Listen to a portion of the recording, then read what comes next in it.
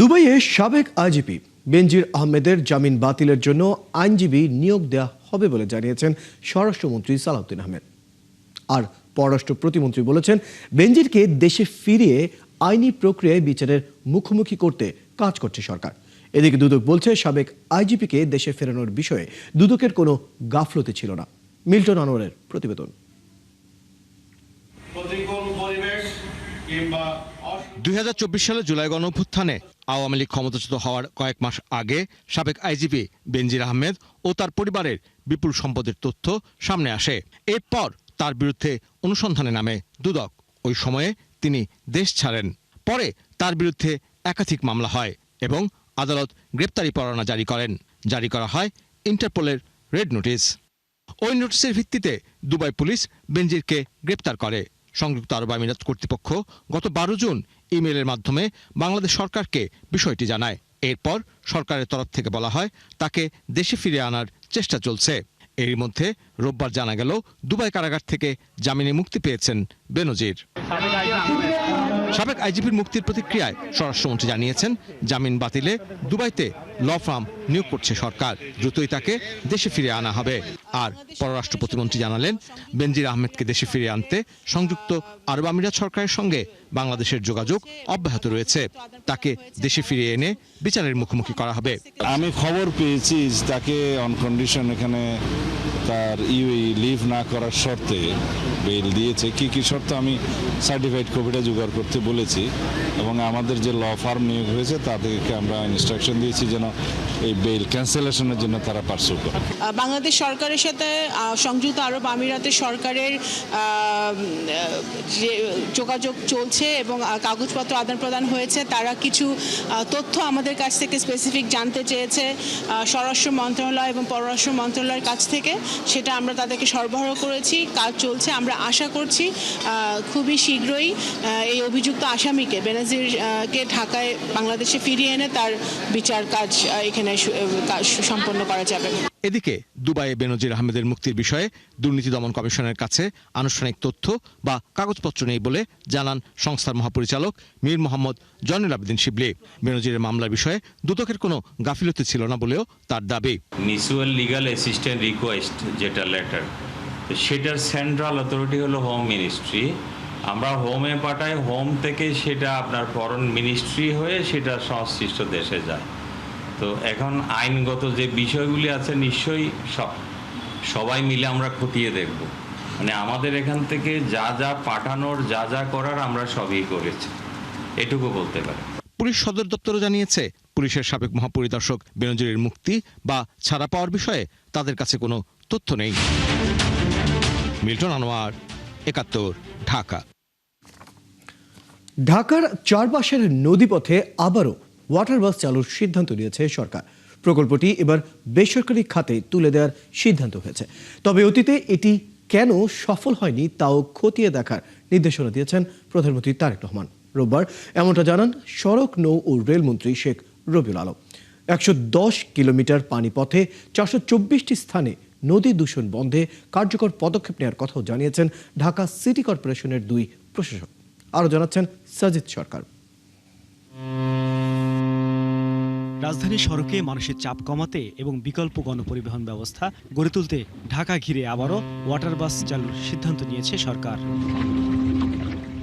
ঢাকার চারপাশে 110 কিলোমিটার পানিপথ ব্যবহারের নতুন পরিকল্পনা নিয়ে রোববার প্রধানমন্ত্রী তারেক রহমানের সঙ্গে বৈঠক করেছেন সংশ্লিষ্ট মন্ত্রণালয়ের মন্ত্রীসহ ঢাকার 2 প্রশাসক। বৈঠক শেষে সড়ক, নৌ ও রেলমন্ত্রী শেখ রবিউল আলম জানান, বিগত সরকারের আমলে এই প্রকল্পে 10 বছরে লোকসান হয়েছে 57 কোটি টাকা। এবার তুলে দেওয়া হবে বেসরকারি খাতে। প্রতিবন্ধকতা অনেক আছে, দূষণ আছে এবং এই রুটটাকে যাত্রী বান্ধব করে কিভাবে ওয়াটার বাস চালু করা যায়, যার ফলে যাত্রীরা যাতায়াত করতে পারে, আবার বিনোদনও পায়, পর্যটনটা উৎসাহিত হয়, সেই লক্ষ্যে সমন্বিত মিটিং। বিভিন্ন নৌপথে নিচু ব্রিজের স্থানে বিকল্প ভাবনাও নতুন পরিকল্পনায় রাখা হয়েছে। আগামী 2 থেকে 3 মাসের মধ্যে চূড়ান্ত সিদ্ধান্ত নেবে সরকার। যেখানে রেল ব্রিজটা আছে সেই রেল ব্রিজের এখানে গিয়ে চেঞ্জ হবে। আপনি ব্রিজের এ পাশ থেকে ঘুরে আসলো, ওই পাশে এসে যদি কেউ থামে সেটা ক্রস করে পুনরায় মাছ ধরবে। ওইটুকু জায়গায় এই কনসিডারেশনে কোনো বিকল্প নেই। ঢাকার চারপাশে প্রথম নৌপথ চালুর সিদ্ধান্ত হয় 2004 সালে। এরপর 2010 এবং 2013 সালে একাধিকবার ওয়াটার বাস চালু হলেও যাত্রী সংকট, নদীর গভীরতা কমে যাওয়া, দূষণ, ঘাট ব্যবস্থাপনার দুর্বলতা এবং পরিচালনাগত লোকসানের কারণে সেবাটি বন্ধ হয়ে যায়। এজন্য আগের সীমাবদ্ধতাগুলো দূর করে নতুন উদ্যোগ চ্যালেঞ্জ বলে জানালেন ঢাকা সিটির 2 প্রশাসক। কারমাঙ্গি চর তো এটা পুরা চর, এটা মানে ইসের মধ্য দিয়েই এই আবর্জনা দিয়েই আজকের এইটা সৃষ্টি হয়েছে। তাই কাজে সেটাকে পাড়গুলো বেঁধে কিভাবে আবর্জনা যাতে নদীতে না ফেলে সেটার জন্য আমরা জনগণকে উৎসাহিত করব। এই নৌপথকে ব্যবহার করতে গেলে বিভিন্ন জায়গায় যেই জায়গায় সিটি কর্পোরেশন কিংবা অন্য গার্মেন্টসের যে কেমিক্যাল যে বর্জ্য পদার্থগুলো আছে সেগুলো নদীতে থেকে কিভাবে রোধ করা যায়, রোধ করে পানি দূষণ থেকে কিভাবে একটা সচল নদীকে তৈরি করা যায় সেই বিষয় নিয়ে মূলত কথা হয়েছে। যানজট নিরসনে বিশ্বের অনেক শহরে নদীপথ গুরুত্বপূর্ণ গণপরিবহন হিসেবে ব্যবহার হয়। ঢাকাতেও সেই সম্ভাবনা রয়েছে। তবে অতীতের ব্যর্থতা থেকে শিক্ষা নিয়ে এবার হয়তো কার্যকর হয়ে উঠবে ওয়াটার বাসের প্রকল্প, এমনই প্রত্যাশা সংশ্লিষ্টদের। সাজিদ সরকার, ৭১, ঢাকা। বিএনপি ন্যায় বিচার, আইনের শাসন এবং সামাজিক ইনসাফ প্রতিষ্ঠা করতে চায় বলে মন্তব্য করেছেন স্থানীয় সরকার, পল্লী উন্নয়ন ও সমবায় মন্ত্রী মহাসচিব মির্জা ফখরুল ইসলাম আলমগীর। রোববার ঠাকুরগাঁও জেলা আইনজীবী সমিতির সংবর্ধনা অনুষ্ঠানে প্রধান অতিথির বক্তৃতায় একথা বলেন তিনি। অনুষ্ঠানে মির্জা ফখরুল আরও বলেন, একটি দীর্ঘ লড়াই ও সংগ্রামের মধ্য দিয়ে একটি ফ্যাসিস্ট শাসন ব্যবস্থা থেকে বের হয়েছে বাংলাদেশ। এখন দেশে নতুন একটি সম্ভাবনার সৃষ্টি হয়েছে। দেশকে একটি গণতান্ত্রিক ব্যবস্থার উপর প্রতিষ্ঠা করতে হবে।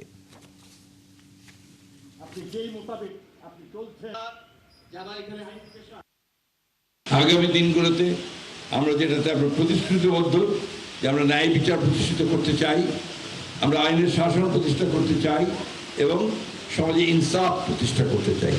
এই বিষয়গুলো আমাদের মাথায় রাখতে হবে। ফ্যাসিস্ট একটা শাসন ব্যবস্থা থেকে বেরিয়ে আসতে সক্ষম হয়েছি, নতুন একটা সম্ভাবনা সৃষ্টি হয়েছে।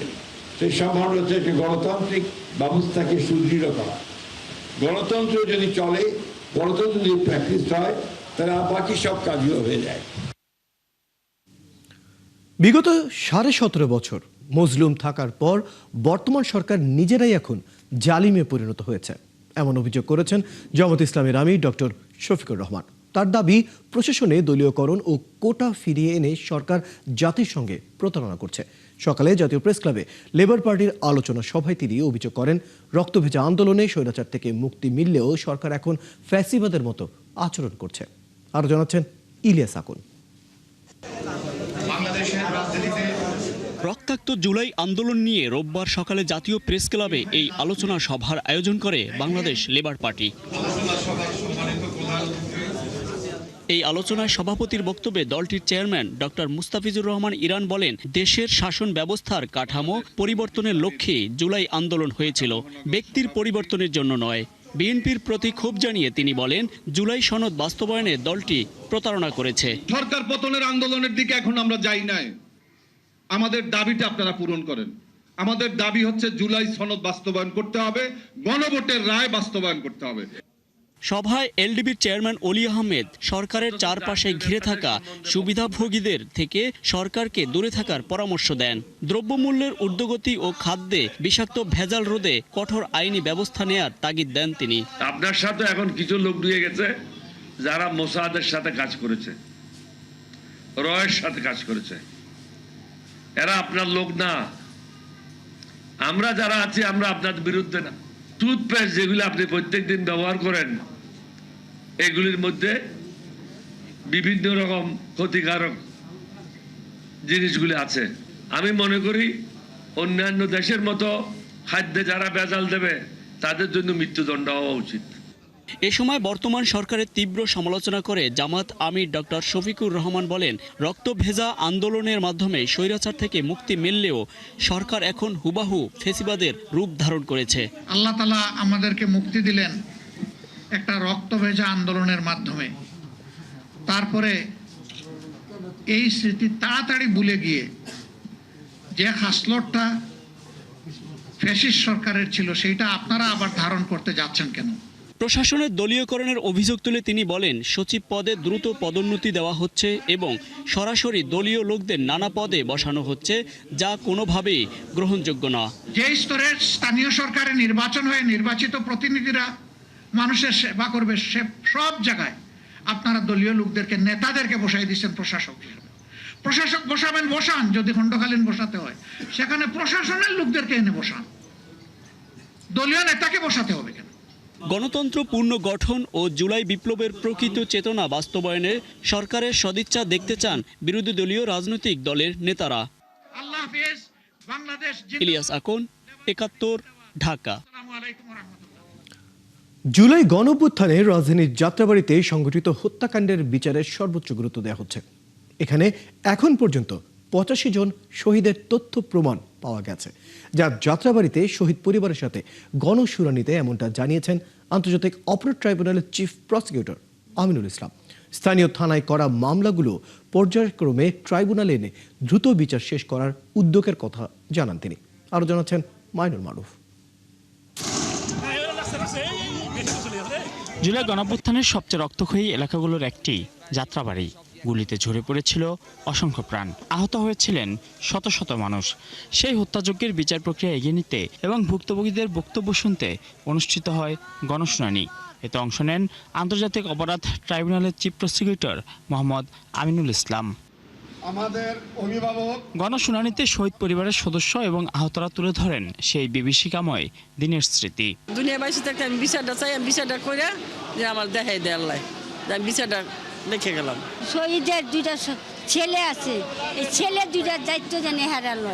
অনেকভাবে আমাদেরকে হুমকি দেওয়া হচ্ছে, আমরা খুব রিস্কের মধ্যে আছি। শহীদ ফ্যামিলিরা আপনারা জানেন, আমরা যেন পুলিশের পূর্ণত সহযোগিতা পাই। অনেক যে বর্তমান সরকার আছে তার কাছে চাই এই খুনি হাসিনার আমরা বিচার চাই। আন্তর্জাতিক অপরাধ ট্রাইব্যুনালের চিফ প্রসিকিউটর মোহাম্মদ আমিনুল ইসলাম বলেন, জুলাই গণঅভ্যুত্থানে যাত্রাবাড়ির হত্যাকাণ্ডের মামলাকে সবচেয়ে বেশি গুরুত্ব দেওয়া হচ্ছে।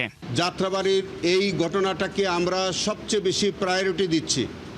আমরা এই জুলাই আন্দোলনের মধ্যে যাত্রাবাড়িতে যে মানবতা বিরোধী অপরাধ সংঘটিত হয়েছে সেইটিকে আমরা প্রায়োরিটি বেসিসে দ্রুততার সাথে সমস্ত ঘটনার মামলার ইনভেস্টিগেশন আমরা শেষ করব। হত্যাকাণ্ডের যেসব মামলা এখনো স্থানীয় থানায় রয়েছে সেগুলো পর্যায়ক্রমে ট্রাইব্যুনালের আওতায় আনা হবে বলে জানান আমিনুল ইসলাম। যেহেতু এই মামলাগুলি যাত্রাবাড়ি গণহত্যার এবং এটা যেহেতু মানবতা বিরোধী অপরাধ, সেই কারণে যে মামলাগুলি থানা পুলিশ করেছে সেটাও আমি চেষ্টা করব যে এই মামলাগুলো তুলে নিয়ে ট্রাইব্যুনালে বিচারের ব্যবস্থা করার জন্য। ইতোমধ্যে আন্তর্জাতিক অপরাধ ট্রাইব্যুনালে যাত্রাবাড়িতে শহীদ ইমাম হাসান তাইম হত্যার বিচার চলছে। অন্যান্য হত্যাকাণ্ডের বিচারও দ্রুত শেষ করার অঙ্গীকার করেন চিফ প্রসিকিউটর। শনের আখড়ায় তাইম বুয়া সেই মামলাটি আমরা ইনভেস্টিগেশন করে ইতিমধ্যে আমাদের সাক্ষ্য প্রমাণ প্রায় শেষ হয়েছে। মাইনুল মারুফ, ৭১, ঢাকা। দক্ষ জনশক্তির মাধ্যমে সেবাকে আন্তর্জাতিক মানে উন্নীত করতে বাংলাদেশ ইন্টারন্যাশনাল হোটেল অ্যাসোসিয়েশন বিহাকে পরামর্শ দিয়েছেন বেসামরিক বিমান পরিবহন ও পর্যটন প্রতিমন্ত্রী মোহাম্মদ রাশেদুজ্জামান মিল্লা। তিনি বলেন, এতে দেশের পর্যটন খাত বিকাশের পাশাপাশি অর্থনীতিতেও যোগ হবে বৈদেশিক মুদ্রা। রাতে বিহার 2026-28 বছরের নবনির্বাচিত কমিটির কাছে দায়িত্ব হস্তান্তর অনুষ্ঠানে তিনি এসব কথা বলেন। প্রতিমন্ত্রী বলেন, এ খাতের উন্নয়নে হোটেল নিবন্ধন প্রক্রিয়া সহজ করা, কর ও আমলাতান্ত্রিক জটিলতা কমানো হবে। পরে প্রতিমন্ত্রী ও বিহার প্রশাসকের কাছ থেকে দায়িত্ব বুঝে নেন নবনির্বাচিত president Nasir Rahman MP, vice president Ahmed Yusuf Walid সহ পরিচালনা পরিষদও। Bihar can play an important role. দক্ষ জনশক্তি দিয়ে আপনারা হোটেল সেবা আন্তর্জাতিক মানের করুন, বিদেশিদের কাছে পর্যটনকে তুলে ধরুন। এতে দেশের অর্থনীতিতে বৈদেশিক মুদ্রা যোগ হবে, যা কর্মসংস্থান তৈরিতেও ভূমিকা রাখবে। মাননীয় প্রধানমন্ত্রী পর্যটন খাতকে গুরুত্ব সহকারে দেখছেন। আপনাদের সমস্যাগুলো সমাধান এবং সর্বাত্মক সহযোগিতা করা হবে।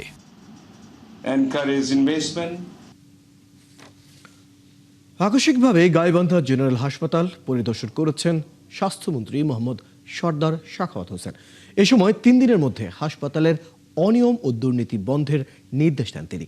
দুপুরে গাইবান্ধা জেনারেল হাসপাতালে গিয়ে রোগীদের সাথে কথা বলে নানা অনিয়ম ও সমস্যার কথা শোনেন স্বাস্থ্যমন্ত্রী। পরে হাসপাতাল কর্তৃপক্ষকে সব অনিয়ম ও দুর্নীতি বন্ধের নির্দেশ দেন। এছাড়া জেলা হাসপাতালের ডাক্তার, ঔষধ ও অবকাঠামো সংকট নিরসন সহ প্রত্যন্ত গ্রামাঞ্চলে স্বাস্থ্যসেবা পৌঁছে দেওয়ার আশ্বাস দেন। এর আগে গোবিন্দগঞ্জ উপজেলা স্বাস্থ্য কমপ্লেক্স পরিদর্শন করে নানা অব্যবস্থাপনা দেখে অসন্তোষ জানান মন্ত্রী। এ সময় দায়িত্বে অবহেলা ও অনিয়মের অভিযোগে sub assistant community medical officer Hedayetul Islam চৌধুরীর বিরুদ্ধে ব্যবস্থা নেওয়ার নির্দেশ দেন।